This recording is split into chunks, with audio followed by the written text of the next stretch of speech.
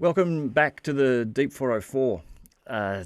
Today I want to talk just a little bit about two of Trump's picks, starting with Mike Waltz, who is an incoming security advisor.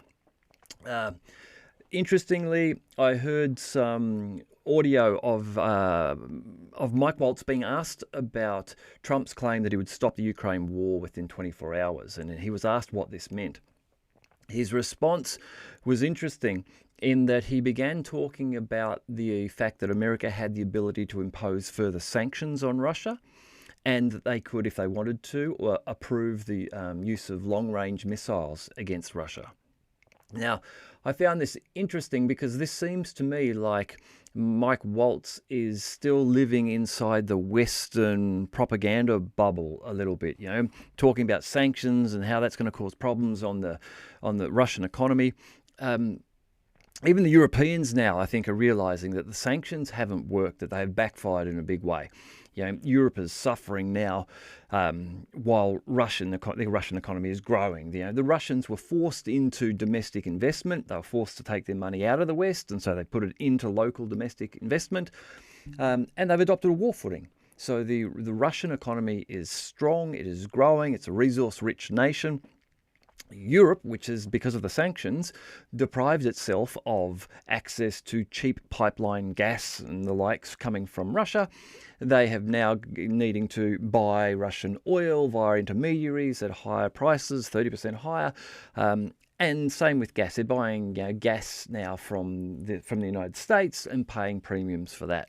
So it was interesting that he said that. It did, of course, the other thing that he mentioned, the long-range missile strikes. Again, we know that this isn't a likely reality. The US are trying to get out of Ukraine. Trump wants to get out of Ukraine, that's clear. Allowing long-range missile strikes against Russia is not going to help that cause. The Russians have been very clear about the fact that any nation which is seen to be supplying long-range missiles to Ukraine, and if they are used, then that nation would be treated as an active combatant in the war, and they could expect some retaliation from Russia. So if the UK decides to send some Storm Shadows or others, or the Germans send their long-range Taurus, or the Americans send something, and they are used by Ukraine, and suddenly those missiles start striking Moscow, and then the US knows that its bases in the region are likely to come under attack, and the UK know the same, and so do Germany. And so this is why this hasn't happened. There's been years and years of opportunity for the West to provide those missiles if they wanted to. And they don't. And now they really don't, because they know that they're in economic trouble. I mean, Germany's economy is in great trouble, so are the European nations. They don't want to be deepening this conflict and getting Russia really aggravated and now starting to come after them. And while it's at arm's length and everything is being done in Ukraine, and Ukraine is losing all its young men, and it's the Ukrainian energy infrastructure that's being destroyed, and Ukrainian industries are being destroyed, it's okay for the Brits and the Germans and the United States. It's not a direct challenge or problem for them. So Mike Waltz's comments, interesting in that he sounds like he's behind the times. Now, maybe this is just him saying off the cuff what he thinks. He hasn't really spoken to Trump about what Trump's position is on this. Trump may still be figuring out how he's going to try to get out of Ukraine. But overall, Mike Waltz, I felt, is behind the times. And if this is to become Trump's strategy, which I don't think that it will be, but if it is, then I think this could turn out to be a problem for Trump, because they're just going to exacerbate the problem. They're going to dig themselves deeper into Ukraine rather than getting out. Trump needs to find a way for the US to get out of Ukraine and let Europe look after the problem. Now, the challenge there for Ukraine is that even Europe is realizing that they can't look after the problem. They can't look after the problem with the US. They can't look after the problem without the US. They're politically, economically, they are suffering. And they are looking for a way out. There's reports that German Chancellor Olaf Scholz has spoken to President Putin of Russia and has said, we need negotiations and peace. I'm sure that was mentioned. And, Vladimir Putin has been consistent throughout this whole conflict, that they're willing to negotiate as long as they are going to be genuine negotiations. And I think they're still in that position. They'd be willing to negotiate at any stage. But Ukraine needs to want to negotiate. There's an article that I was reading earlier today from a Ukrainian Telegram channel. This is a reliable Ukrainian Telegram channel. They often have good information about what's going on internally in Ukraine. And they are suggesting that Zelensky is not looking to negotiate. He is not looking to end the conflict. He is considering requests to reduce the conscription age, or the age of the draft, to be 20 years, down to 20 years. Now, this is obviously a terrible thing for Ukraine. Them continuing to fight Russia is just, it's not illogical. There is logic to it, and the logic to it is that there are some certain people making billions of dollars. Zelensky is quite possibly included in those people. Lots of money is going over there. Lots of money is unaccounted for. Lots of equipment is going over there. Lots of equipment is being sold in the black market and turning up in other parts of the world. People are making a lot of money out of this war. So that's what's driving some people to keep it going, and that's why it's not illogical in all senses. But it is terrible for Ukraine. You know, the number of young men who have been killed, the number of families that have lost people, the number of amputees and people who will suffer for the rest of their lives needlessly is a growing number in Ukraine, and it's terrible. So Zelensky is looking to keep the conflict going. Europe is starting to realise that they need to negotiate and get out of here.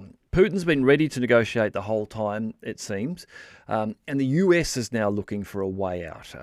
Trump's got, I think, a much larger interest in the Middle East with Israel and Iran.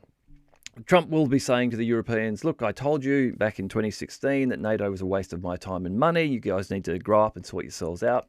That may be the approach that he will take here, that he will effectively say that, look, we're getting out of Ukraine. We're no longer supporting you. That may lead to a rift within NATO, and America may separate from NATO. NATO has to be on the weakest ground it has been, I think, since it was established. You've got nations like Turkey who are looking at joining BRICS, who are in NATO. You've got Viktor Orban in Hungary, who has been strong throughout this entire period in holding the line against the EU and NATO activity. There's economic and political pressure on NATO and the EU. So these things are all growing and will only compound and grow worse and grow stronger if they continue in Ukraine. So, you know, if I don't think that Trump would see it as being a major loss to the United States if the United States were to step out of NATO and go focus elsewhere. Look, I'm not saying that will happen, but I guess you look at the amount of money that the United States spends on NATO, and then you ask yourself the real question, what is the benefit that the United States gets from NATO? I mean, the United States get to have lots of military bases in Europe, and I suppose that has predominantly been because of the Cold War and the threat, or the perceived threat, of Russia then. Given that the Cold War is over, Vladimir Putin, this completely different leader, appears to be far more interested in trade than warring with the West. Maybe the Americans go, well, you know what? We just don't need those bases there anymore. If we're realistic about it, Russia's not a problem. China might be a problem for us. Well, that's the main perception in the West anyhow. Yeah, let's let NATO go. Save all that money, spend it somewhere else. So Europe ends up having to look after themselves. It's possible. It's possible that this could happen. It will be interesting to see just what Trump does in terms of Ukraine. What I think he needs to be careful of is that someone like Mike Waltz isn't a true indicator of his policy. Because as I say, if they do, for example, impose more sanctions, which will just backfire and be a waste, or if they authorize long-range missile strikes on Moscow, then Russia will become inflamed and far more aggressive. When you compare, for example, the the damage that Israel has done to the southern villages of Lebanon and to the Gaza Strip, where it has just been complete carpet bombing, destroying everything. Compare that to Russian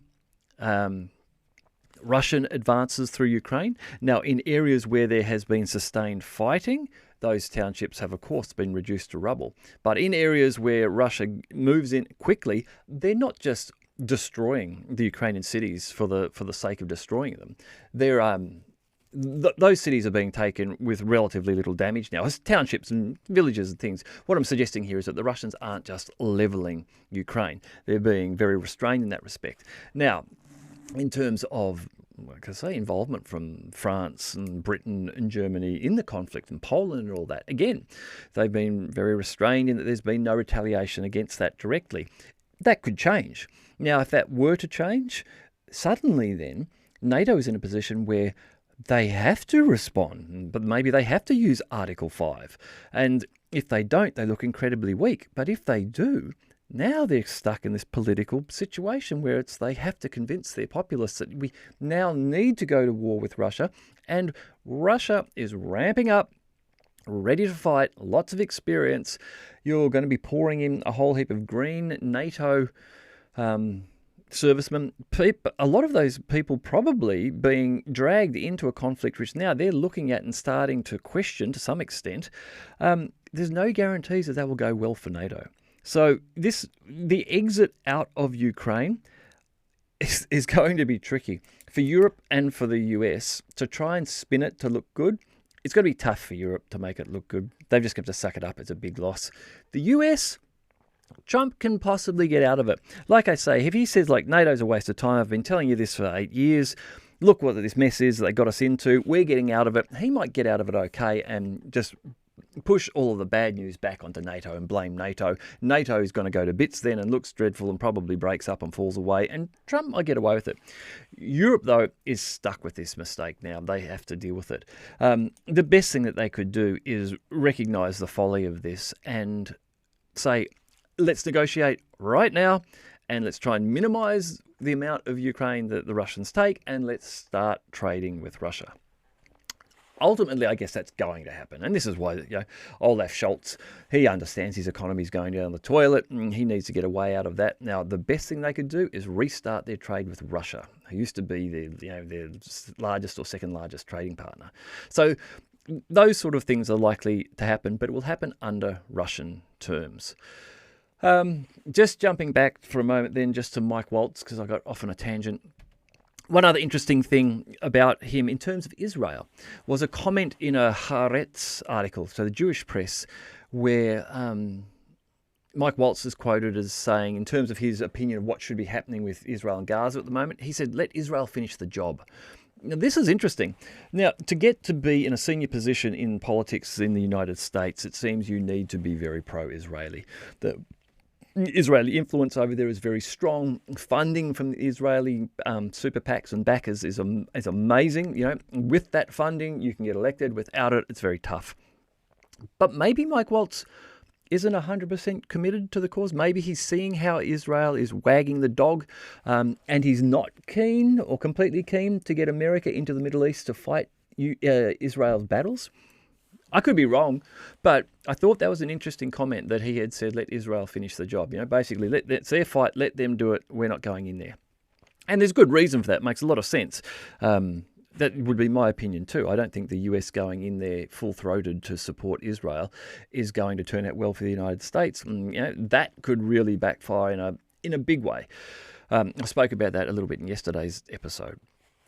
So the second person I want to talk about is Pete Hesgeth, who I hadn't researched until today. Yesterday, I couldn't remember his name when I was doing the show. Anyhow, Hesgeth, he's the new Secretary of Defence. Well, will be. He's the one who's been nominated. It needs to go past the Senate.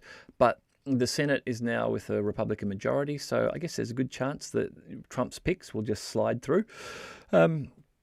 He was an infantry captain in the Army National Guard in Afghanistan and Iraq. He's conservative.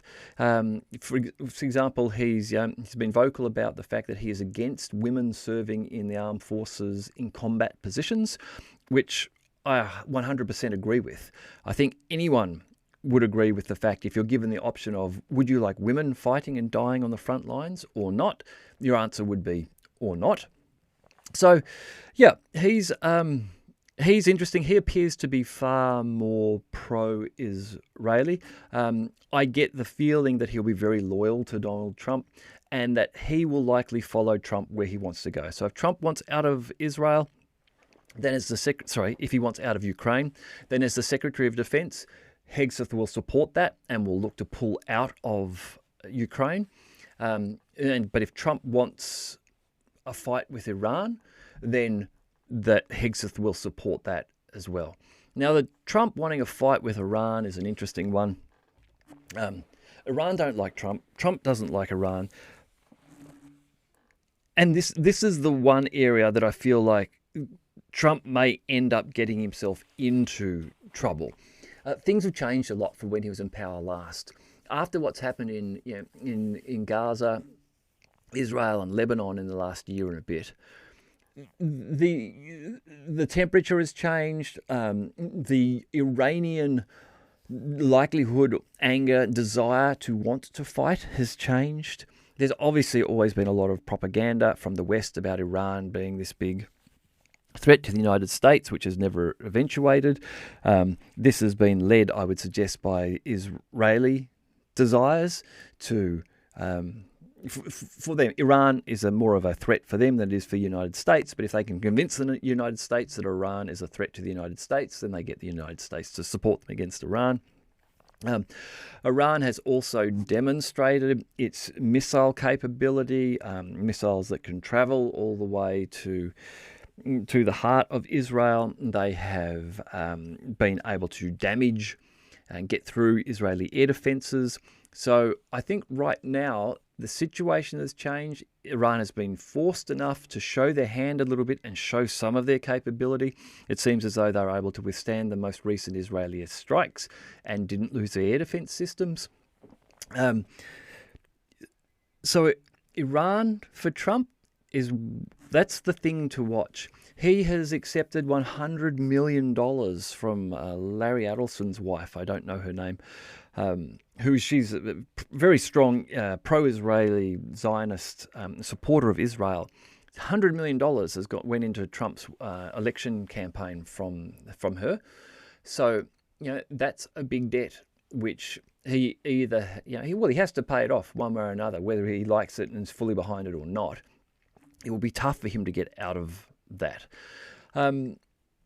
So Hesgeth, likely to support Trump and where he wants to go. Be interesting to see how hard Trump wants to push into Iran, if he recognizes the fragility of the US Navy with its aircraft carriers in particular, and that if they push too hard, they might push Iran far enough to use a hypersonic to, say, strike and take out an aircraft carrier. And if that were to happen, then suddenly the United States looks incredibly weak, because if it is demonstrated with one missile Iran can take out an aircraft carrier, then that demonstrates that with 10 more missiles they can take out the remaining 11, assuming they're all in the Gulf area, of course, which they aren't, but assuming. So it's tricky.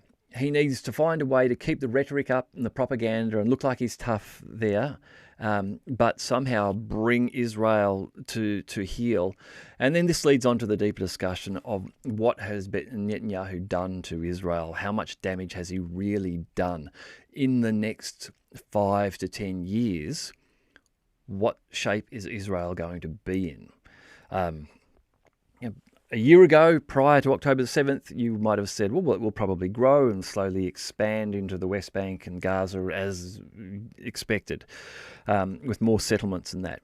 Now you've got to question if the northern part of Israel will remain unlivable due to Hezbollah attacks there, if the overall economy of Israel will continue to shrink and suffer due to things like the Houthis blocking access of supplies into Israel, if things might change politically in Egypt or Jordan, and suddenly Israel loses one or either of the very sort of friendly nations on its borders, where a lot of the public perhaps are less friendly to Israel than the political leadership.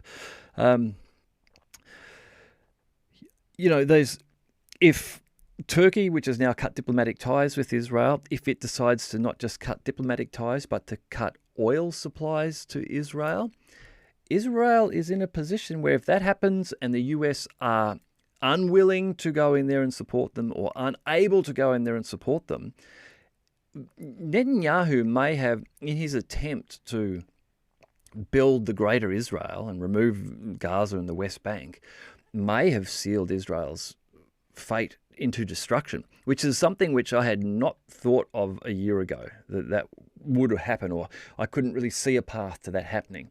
But now I can, and it doesn't necessarily need to be with an all-out hot war with Iran.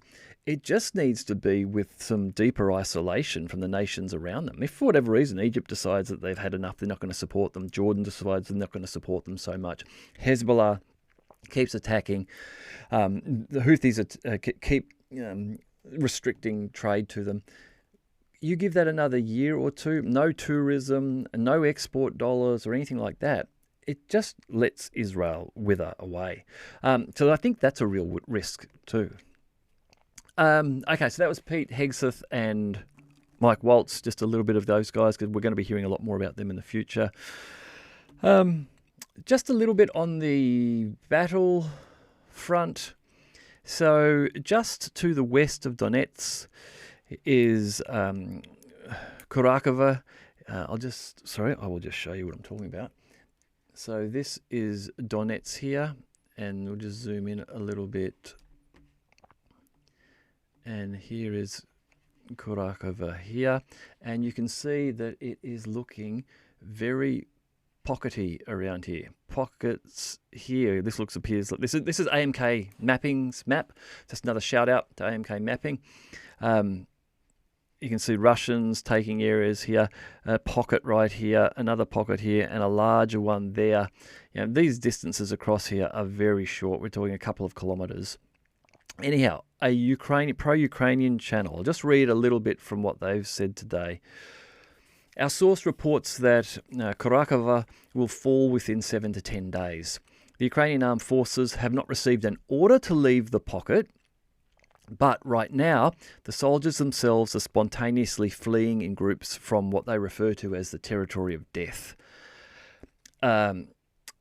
The authorities are trying to hold back the advance of the Russian armed forces with the help of additional manpower, but then their source adds that no one from the rear wants to go to this direction. When they find out that they're being sent to this direction, they simply get lost along the way, and it has gotten to the point that the General Staff of Ukraine has given verbal instructions not to report where these resources are being sent or to give them false information about their final destination. So, things getting very tough for Ukraine. The rate of Russian advance is rapid and growing in some areas. Additional reports, again, I saw this morning that the advance just here in Kupiansk has extended. So the Russians are moving all across the line. The Ukrainians are struggling to stop them. The Ukrainians are losing large numbers of men. Of course, you will see heaps and heaps of Ukrainian and Western propaganda stating that Russia is losing so many more men than the Ukrainians are. This just makes no logical sense.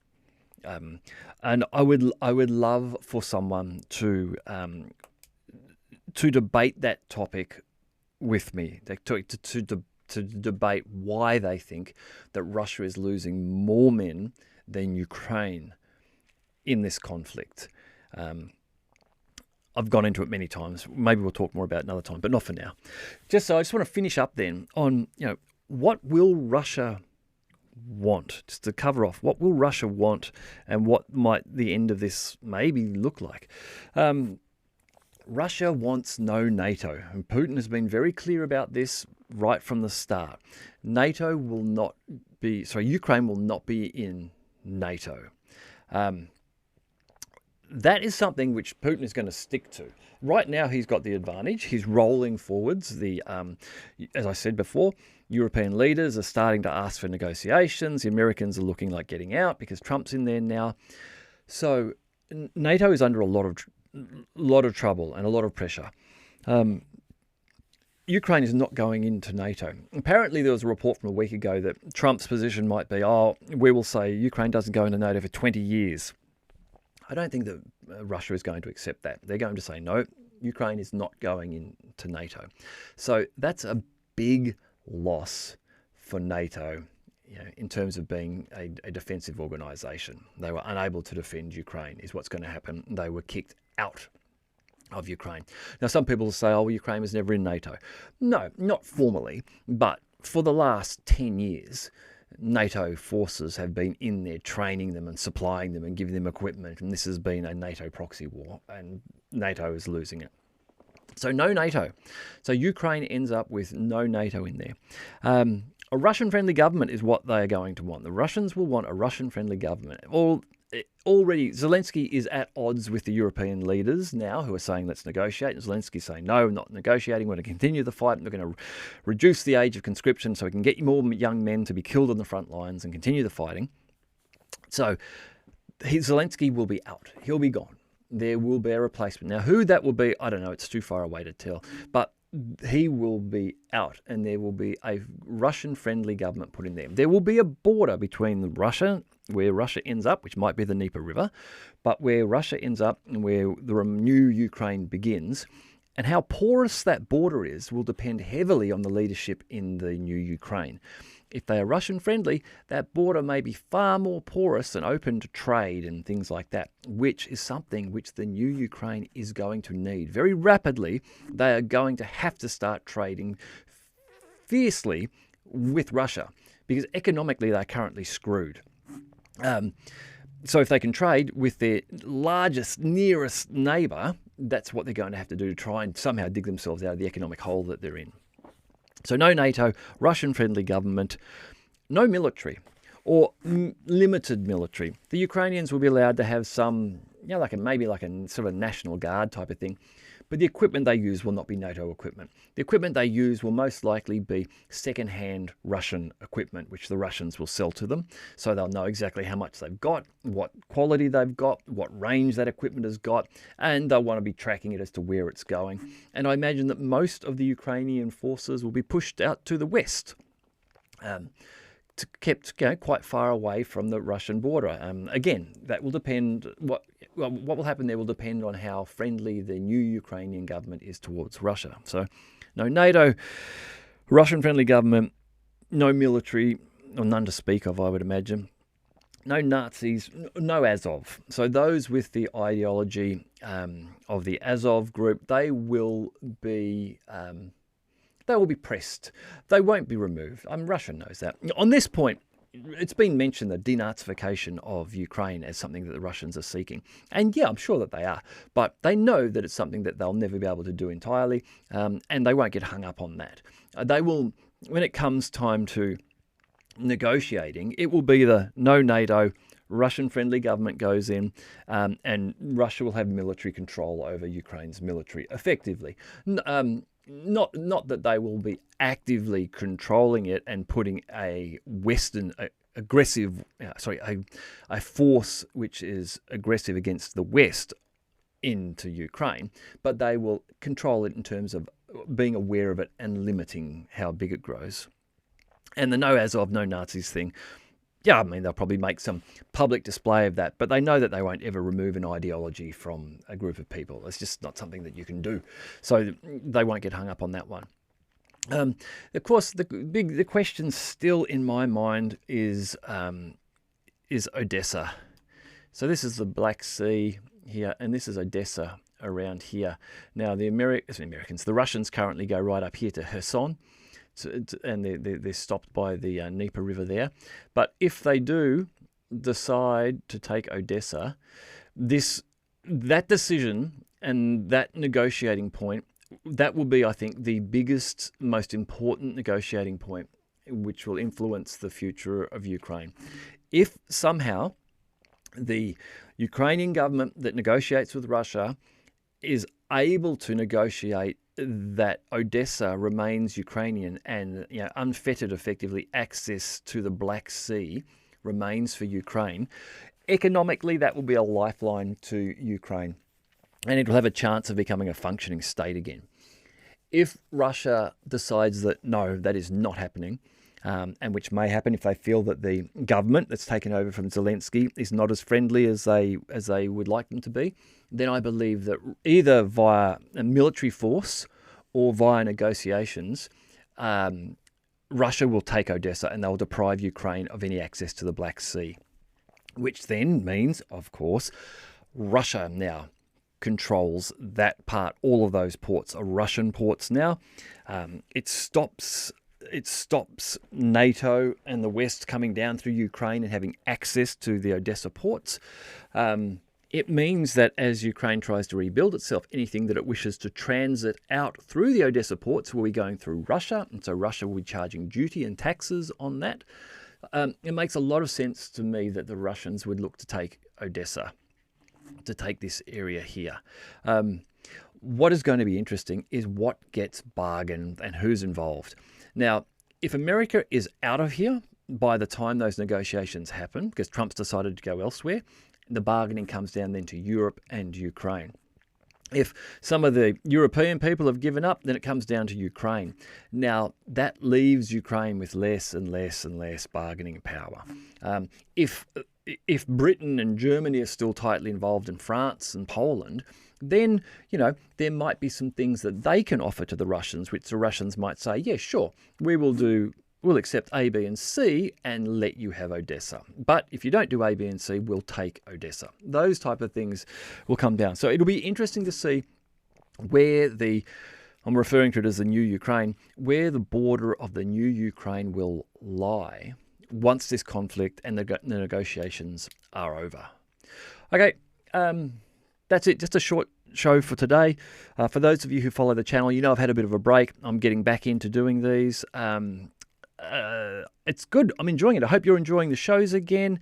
If you have some ideas or some things that you would like me to cover off on the show, put some comments below on this video, and I'll keep an eye on the comments for the next couple of days and see what's there, and can see what I can do. All right, have a good one. See ya.